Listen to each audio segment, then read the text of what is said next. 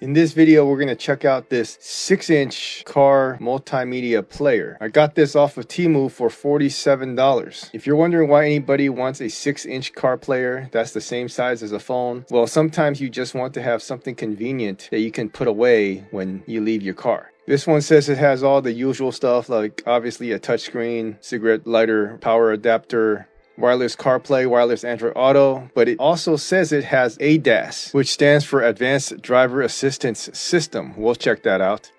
Has multiple input ports and voice command. I'll only be checking out the wireless Android Auto because I don't have an iPhone. Here's the main unit. Looks just like a cell phone with a stand stuck to the back. Has a built-in protector on the screen, which I'm probably going to take off because it usually interferes with the touch sensitivity. The top has the USB power port, the rear view camera input, your micro SD card slot, auxiliary audio out. Next to that is the microphone. The back has the front view camera if you plan to use this for a drive cam, and obviously it will be used for the ADAS system. The mounting bracket is magnetic and it just pops off just like this. If you have it permanently mounted to your glass, windshield, or your dashboard, it's easy to just remove it and put the display away. Here's the instruction manual. Comes with an auxiliary output audio cables, some double sticky pads if you want to mount it permanently. Here's the USB-C power adapter, goes into your 12-volt cigarette lighter port. It says output is 5 volt, 3 amps. Here's an overview of everything it came with. This is how the magnetic mount looks like stuck to the windshield. It's easily installed and removed. Let's check out the boot times on this unit. The click you heard was the key ignition. It got to the user interface in less than 7 seconds.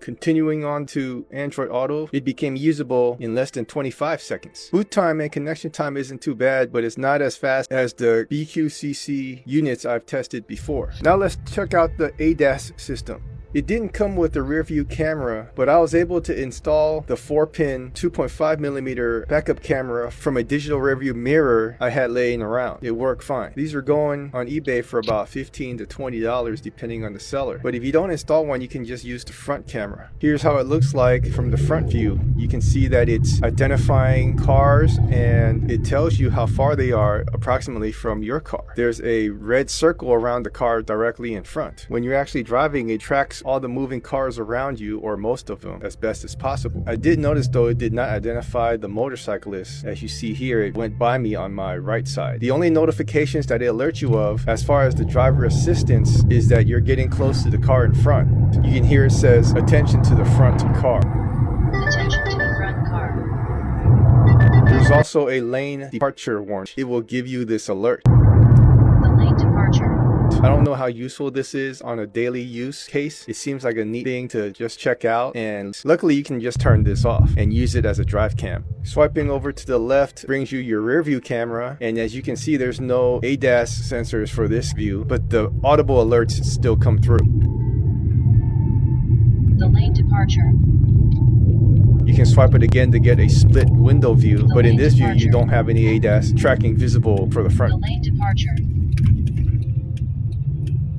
Here's the actual recorded video from the front and rear camera. As you can see, all the tracking of the vehicles from the front view is not recorded. You just get the regular feed. For the daytime view, it seems pretty clear and you can see the license plates of the car in front. But on the night view, there's a lot of glare and a lot of the things are not visible from the glare of the other car's lighting.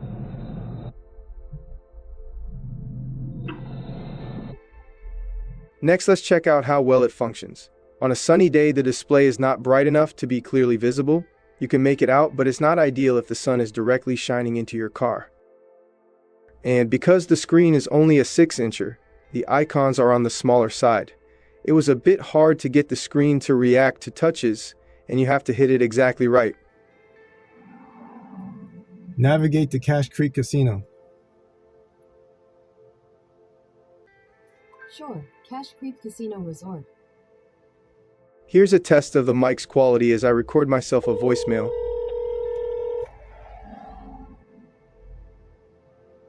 Please leave your message for I'm leaving a message using this 6-inch Android Auto rear view camera, front view camera display. I'm leaving a message using this 6-inch Android Auto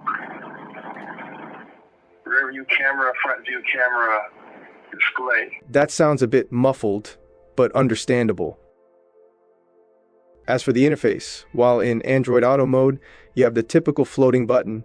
This expands the menu to give you control of brightness, volume, home, camera feed, recorded videos access, and setup. Here, I went back to the main screen and then going to access the live camera feeds. Front view, rear view, and split view. I can go back to Android Auto from the main screen. Now that you've seen it in action, let's get into the finer details of this device. On initial boot, or if you do a factory reset, you get to choose the language, time zone, and set the date. There's a simple graphical guide on how to use gestures while in the dashcam video feed screens. This is the main home screen. There are large icons to choose your actions. Let's check out the settings. First, we have the system settings. Here, you have the advanced driver assist system toggle for the warning alerts. There's a streaming media toggle that I haven't figured out what it's for. Next is a full screen or split screen toggle, and this one needs a reboot. In split screen mode, you get a squished video feed on the right side. It's not very usable, especially on this small screen. Clicking on the dash cam icon will bring you to the full screen video feed. Hit back to return to the main screen. Under the files icon, you get to view the saved video clips and images. Now for the audio modes. Native audio uses the built-in speaker for output. Auxiliary out uses the 3.5mm output jack to your car's auxiliary in. FM output sends a signal out to your preset frequency, and it lets you save 3 presets on the side for easy access. Finally, you have Bluetooth audio, and it's not for this device to output using Bluetooth. If you turn this on, your phone will have to connect to a Bluetooth speaker or system to output audio directly. I wish more Android Auto devices have this setting, as it generally has higher quality output than the auxiliary output or FM radio output. This also lets you control your music tracks using your car's track forward or backwards buttons if available.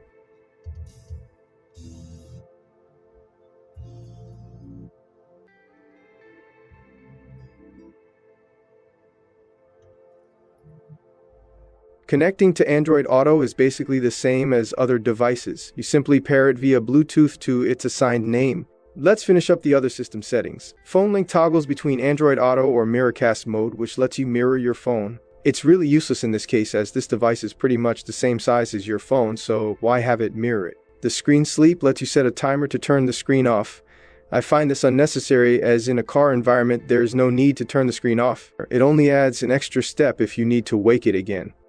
The storage status checks your SD card for remaining space.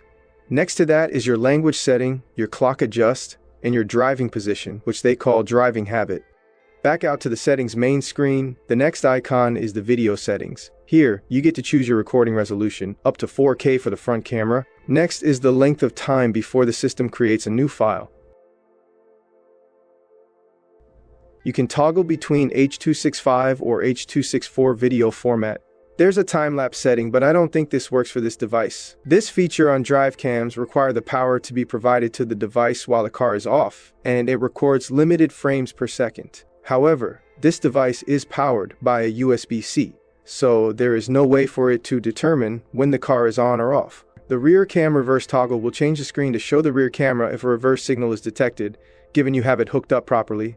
Lastly, you have your sound recording toggle. For the brightness settings, there is a day and night setting. Using the auto setting will switch according to the time. The app download link is a QR code that when scanned with your phone, brings you to the Play Store to install the Roadcam app. This app allows you to connect your phone to the car display and access the live camera feed while it's recording.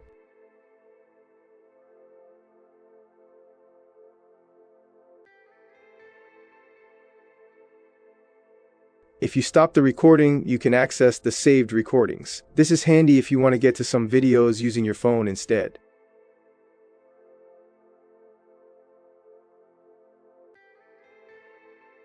The format SD card and restore factory function is obvious and does what it says. The About gives you the firmware version. After trying this out for a few days, I do like the compact size of the device. Its function as a front and rear drive cam recorder is a bonus. The ability to separate the audio stream in Android Auto definitely adds not only higher quality audio output but also improved track selection using physical buttons if your head unit allows for it. The only drawback would be the size of the screen, which requires more precise touches to use it. If you could live with the smaller screen and appreciate the direct Bluetooth audio streaming, this would be a good device to have.